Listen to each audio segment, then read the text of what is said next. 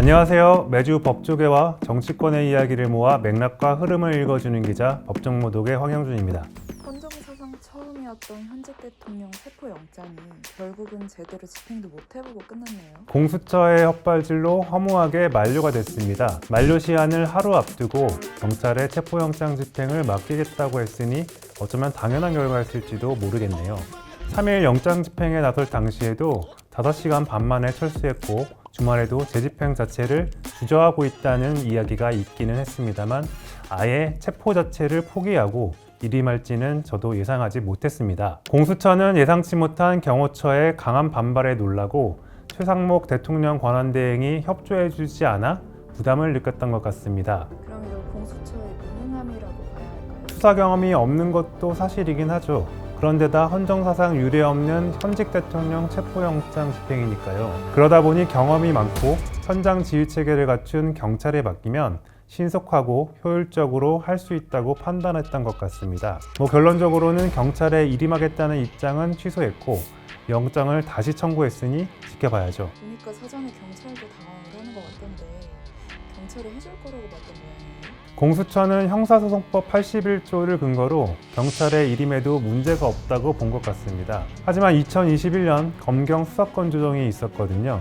경찰 입장은 당시 법이 개정되면서 사실상 검찰이 경찰의 영장 집행을 맡길 수 없게 됐고 특별사법경찰만 지휘 감독이 가능하다는 겁니다. 결국 경찰이 난색을 피하자 공수처도 체포영장 일임을 취소해서 앞으로 체포영장이 다시 나와 집행하게 된다면 지난 3일처럼 공수처, 경찰이 함께 진행하는 모습이 될 것 같습니다. 그럼 결국은 강력한 저항을 한 대통령실이 이긴 셈인가요?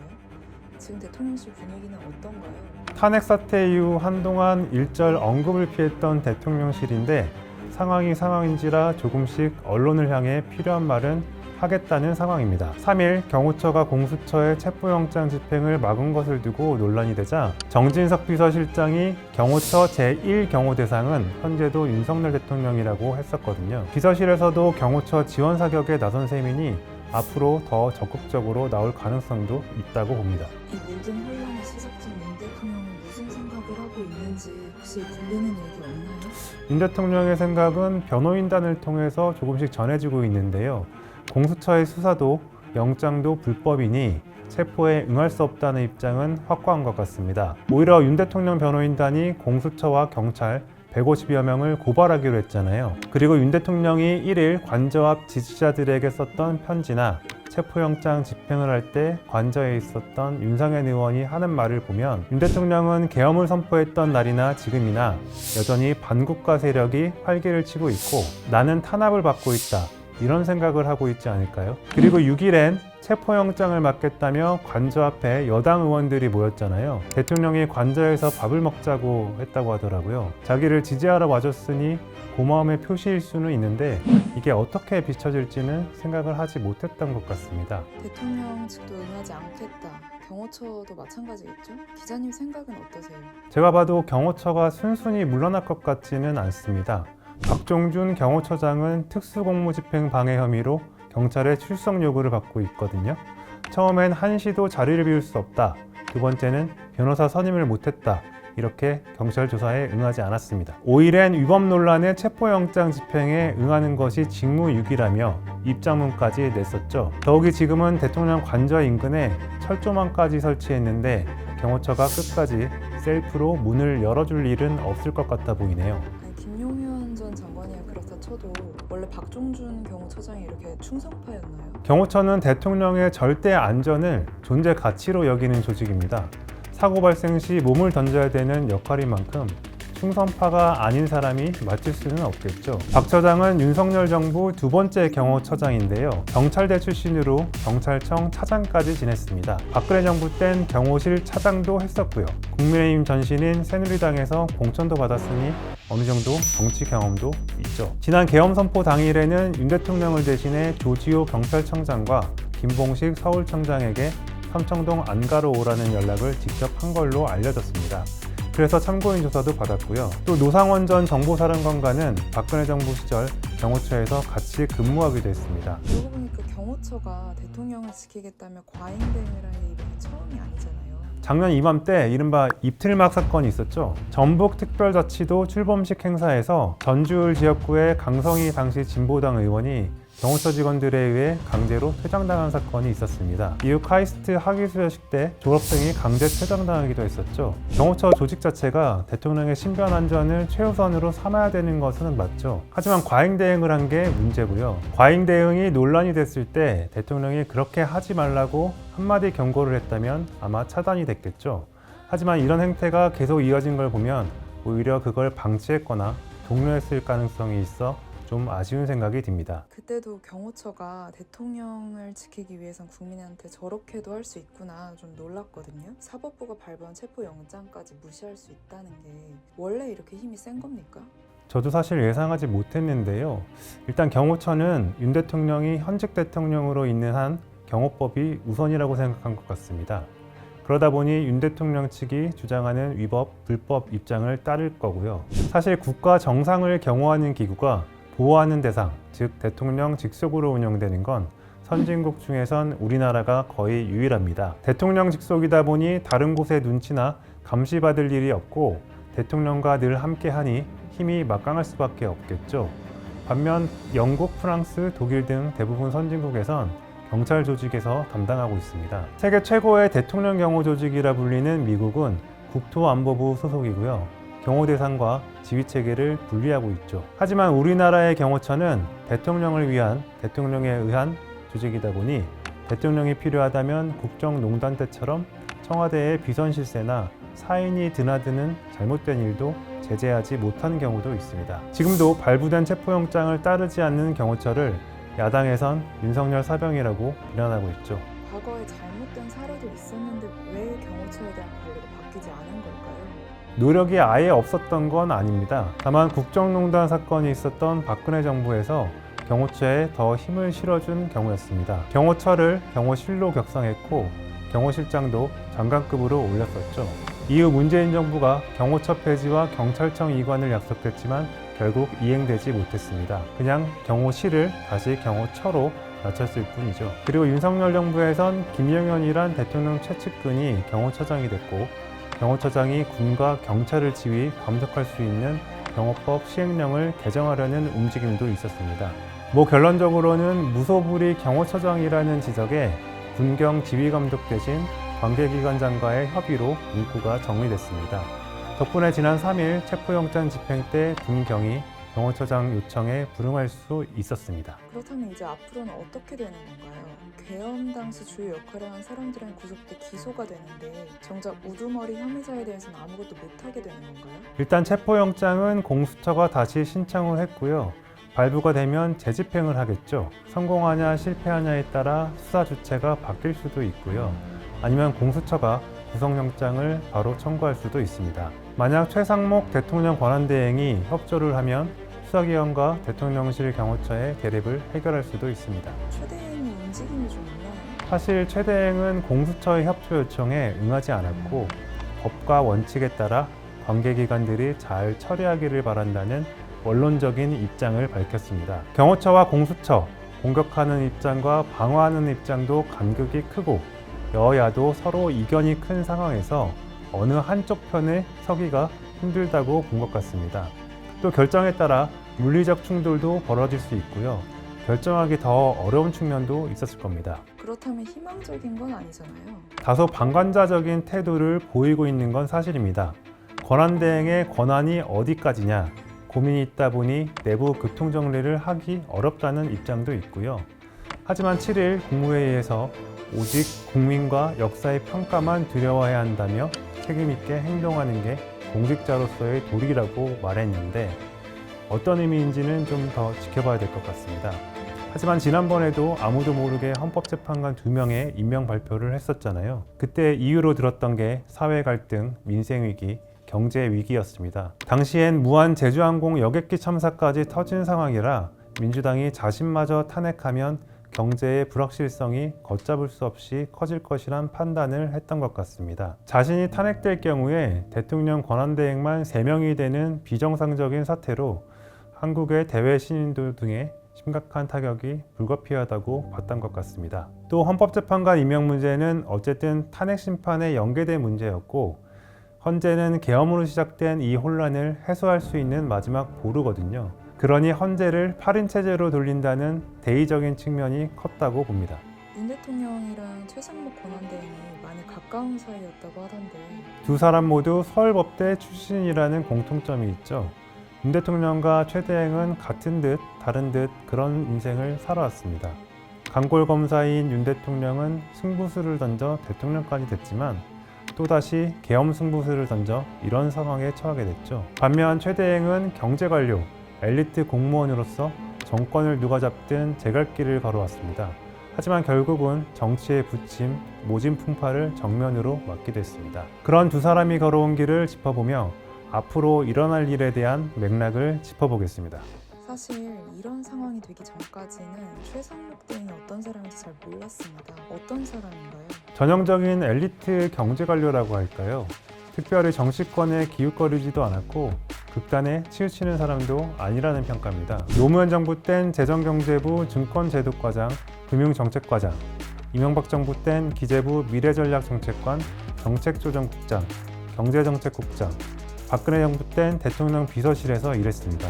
금융과 거시정책의 주요 보직을 두루 경험한 보기 드문 이력이었고 그래서 경제부총리감이란 평가를 많이 받았다고 합니다. 그런데 저는 윤석열 정부에서 발탁된 사람, 윤석열 사람이라는 느낌이었거든요. 아주 틀린 말은 아니죠. 문재인 정부 시절에 사실 계속 야인으로 있었거든요. 박근혜 정부 때 안종범 경제수석 밑에서 경제금융비서관으로 일하면서 국정농단 사건에 휘말렸습니다. 미르재단 설립을 주도한 사람 중 한 명으로 의심을 받았고 결국 문재인 정부 들어서면서 공직을 그만뒀습니다. 그러다 2022년 윤 대통령 당선으로 인수위 경제 1분과 간사로 전격 발탁됩니다.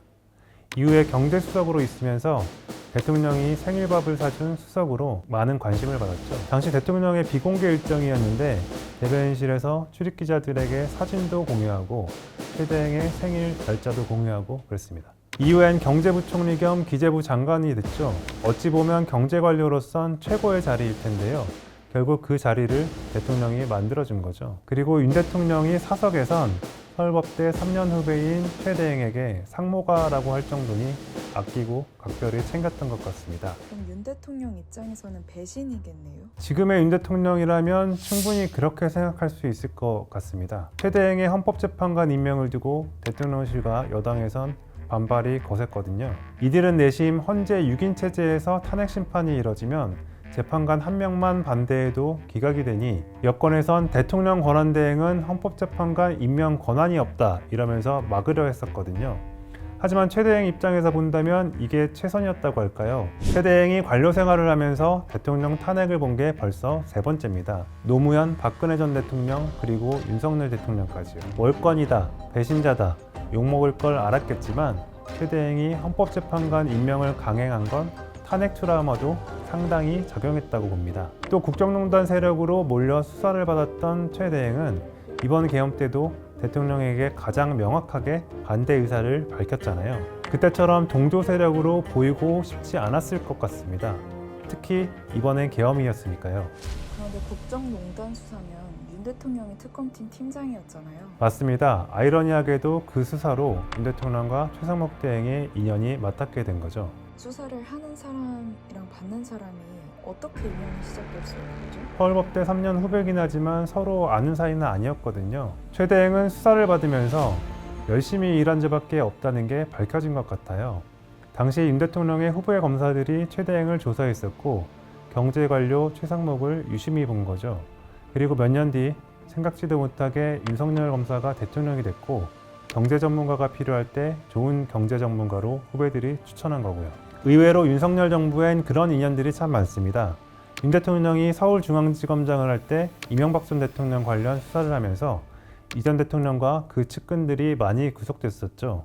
그랬는데도 정작 이번 정부에 MB정부 출신들이 많이 참여했습니다. 참 묘한 인연 같긴 합니다. 저도 이번 사건을 보면서 두 사람의 이력을 다시 좀 봤거든요. 그런데 진짜 좀 묘하긴 하더라고요. 최 대행은 서울법대를 수석 졸업했지만 사법시험 대신 행정고시를 받고 관료의 길을 걷습니다. 반면 윤 대통령은 8번 고배를 마셨지만 구수 끝에 사법시험에 패스해 검사가 됩니다.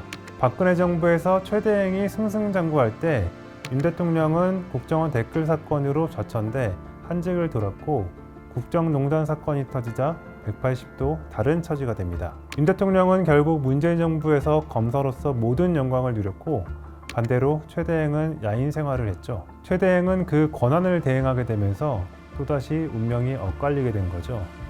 그리고 이번엔 최대행의 결정에 따라 윤 대통령의 신병이 달라질 수 있으니 두 사람의 인연이 참 신기하긴 합니다. 근데 최대행은 서울대 법대를 나왔는데 경제공무원이 됐네요. 일명 똥파리라 불리는 서울대 법대 82학번에 우리가 아는 인물들이 많습니다. 원희룡, 나경원, 조국 등 이분들은 법조계에서 이력을 쌓았지만 반대로 국민의힘 박수영, 송원석 의원 등은 최대행처럼 행정가, 경제 관료로 사회 진출을 했습니다. 당시 법경제학 전공 교수로 부임했던 박세일 전 한반도 선진화재단 이사장의 영향이 컸다고 합니다. 그래서 최대행도 박세일 퀴즈로 불리곤 합니다. 그럼 제일 중요한 질문 드리겠습니다. 최대행은 은인과 같은 윤 대통령의 체포를 도울 수 있을까요? 글쎄요, 아직까지 판단하기는 어렵지만 제 생각에는 도울 것 같지는 않습니다. 다만 민주당에서 최대행을 직무유기, 직권남용으로 고발하겠다고 했고 탄핵 가능성도 아예 배제할 수는 없거든요. 그렇다면 최대행 입장에선 경제가 가장 고민스러운 지점일 겁니다. 외국에서 보기에 지금 우리나라의 정치 상황은 불확실성이 크고 그게 결국 경제에 미치는 파급 효과가 큰 거잖아요. 정치인이 아닌 최대행이 최후의 보루인 경제를 위해 또 다른 선택을 할 수 있을지는 조금 더 지켜봐야 될 것 같습니다. 혼란과 불안 속에서 벌써 한 달이 지났습니다. 나라가 이렇게 어지러운데 법과 원칙, 공정과 상식을 주장했던 윤 대통령이 이렇게 구차하게 굴어도 되나 싶은 생각도 들더라고요. 일단 대통령이나 대통령실은 다시 체포영장이 발부되고 집행을 해도 일절 응하지 않겠다는 방침인 것 같습니다. 윤 대통령이 이번에 수사와 헌법재판을 고의로 지연하고 비협조적인 태도로 일관한 걸 보면서 많은 국민들이 실망을 하는 것 같습니다. 과거 발언은 물론이고 최근까지도 법적, 정치적 책임 문제를 회피하지 않겠다고 했는데 너무 다른 모습을 보이고 있기 때문이죠. 3일 헌재 탄핵심판 2차 변론준비기일에서 윤석열 대통령 측 변호인단의 목소리에 얼마나 많은 국민이 동의할지 생각해 보셨으면 합니다. 그런데 대통령이 이렇게 버티는 진짜 이유가 뭘까요? 대통령 말대로 정당한 권한 행사였다면 당당하게 맞서는 게 더 도움이 되지 않을까요? 일단 상황이 불리하게 돌아가고 있다는 판단이 작용했을 것 같습니다. 지금 윤 대통령을 제외하고 내란 혐의를 받고 있는 모든 사람들이 윤 대통령의 지시를 받았다고 하고 있잖아요. 그 내용에 대해서도 윤 대통령과 달리 일관되게 국회의원 체포 등 지시를 받았다고 주장하고 있습니다. 이런 상황이라면 체포영장이 집행되면 그 이후 수순이 뻔하다고 판단했을 것 같습니다. 그러니 일단 버티면서 여론을 움직이고 헌법재판부터 먼저 받는 게 낫다고 판단했을 것 같습니다. 우리나라는 역대 많은 대통령이 수사 대상이었고 사법 심판을 받았습니다. 그때도 이렇게 당당하지 않았던 건가요? 영장 집행을 끝내 거부한 사례는 없습니다. 정치 수사, 표적 수사, 보복 수사라며 반발하기는 했지만 그래도 사법 절차에는 모두 응했습니다. 윤 대통령과 차이라면 현직일 때 영장을 받은 사람은 없다는 거죠. 수사선상에 오른 전직 대통령은 모두 언론사 카메라 앞에 섰고 최소한의 죄송하다는 입장은 밝혔습니다. 마지막으로 모독하자면요. 윤 대통령과 같은 내란 혐의를 받았던 전두환 전 대통령은 검찰이 출석 요구를 하자 집 앞에서 이른바 골목 성명을 발표했습니다. 그리고는 고향 합천으로 내려갔죠. 소환조사에 불응했고 집까지 떠나면 다음은 구속영장이 날아올 거란 걸 알았을 겁니다. 그럼에도 대한민국 법질서를 존중하기에 사법부가 내리는 어떤 조치든 수용하겠다고 말했었죠. 물론 검경이 구속영장을 들고 찾아왔을 때 대치가 없었던 건 아닙니다. 하지만 결국 전두환 전 대통령은 집 밖으로 나왔고 자신이 한 약속을 지켰습니다. 지난해 12월 7일 윤 대통령이 한 약속도 크게 다르지는 않습니다. 이 약속도 조만간 꼭 지켜지기를 바랍니다. 오늘의 법정 모독은 여기까지입니다. 더 많은 모독, 이야기 듣고 싶으시다면 좋아요, 댓글, 구독, 알림 설정 부탁드립니다. 감사합니다.